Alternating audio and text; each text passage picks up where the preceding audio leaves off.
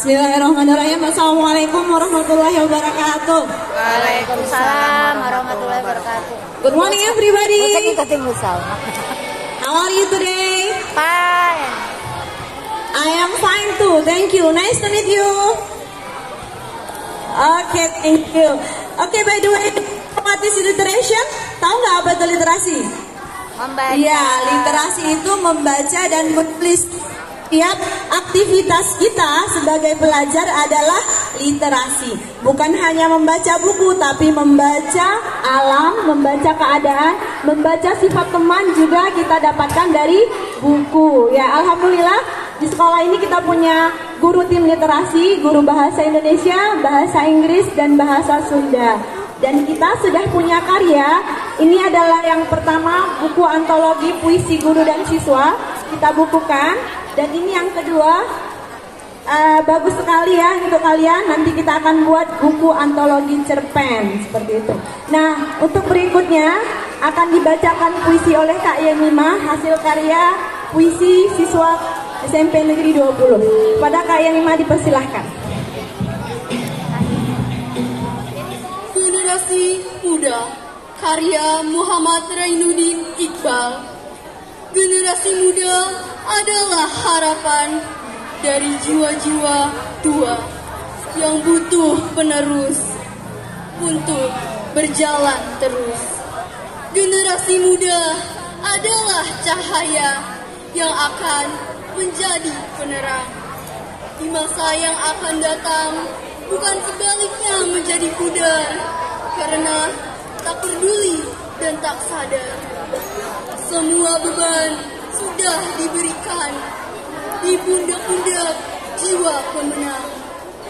Jiwa muda, jiwa membara, kabar semangat, pembangkit asa. Jalan terjal sudah tentu, turunan tajam sudah jelas. Tapi itu bukan penghambat dalam nurani jiwa muda. Jangan takut berkata benar, jangan berhenti membela yang benar.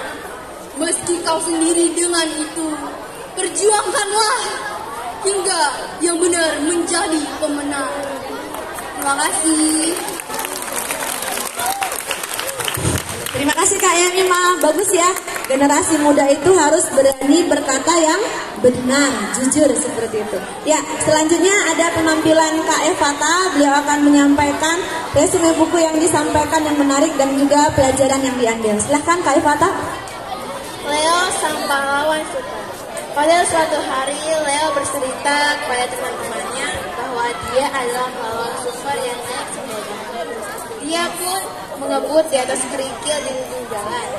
Tiba-tiba seorang kucing hitam melompat di hadapannya. Leo menghindar dan terjerat dalam semak bawah. Akibatnya seluruh tubuh Leo pun tergores. Anak laki-laki itu menangis. Ibunya datang untuk menghiburnya dan berkata, "Tenang anakku, aku akan meniupi lukamu." Setelah ditiup, Leo merasa lebih baik. Keesokan harinya di sekolah, teman-temannya bertanya kepada Leo, "Siapa yang mencakarmu sampai seperti itu, Leo?" Leo takut diejek, dia pun mengarang cerita. "Kemarin aku sedang naik sepeda, tiba-tiba seekor macan hitam menyerangku. Untung aku punya pedang kayu, aku mukul kepalanya dan dia pergi sambil mengaum." Sebagian besar teman-temannya Leo menganggap dia berlebihan. Beberapa bahkan menertawakannya. Seorang anak perempuan mendekat untuk mengagumi luka Leo. Saat itulah seorang anak laki-laki muncul di lapangan sambil berteriak, "Tolong, seekor harimau menyerang ibu guru." Anak perempuan itu berseru, "Kamu harus menyelamatkannya, Leo." Leo ragu-ragu dan berkata, "Tapi aku tidak bawa pedang." "Kamu bisa memakai sapu milik pembantu sekolah," kata si perempuan. Sambil memegang sapu, Leo pun masuk ke dalam kelas tanpa mengeluarkan suara. Ibu guru menulis di papan tulis, dia tidak tahu kalau sedang dalam bahaya. Harimau berbaring di atas meja dan bersiap-siap menerkamnya. Leo mendekati harimau dan memukul kepalanya dengan keras.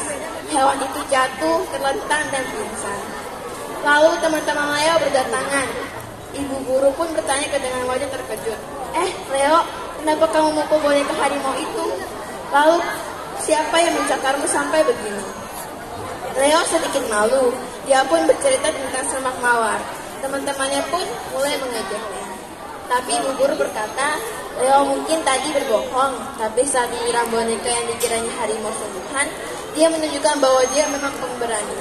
Sejak hari itu, Leo menjadi pahlawan super hebat di sekolah.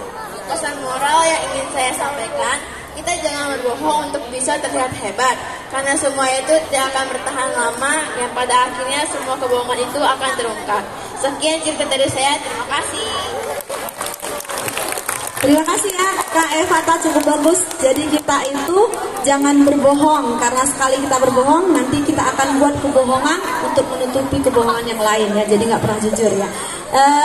Kita sekarang mau membuat blok literasi. Jadi ada tugasnya ya, yang kelas 7 buat pesan dan kesan selama MPLS.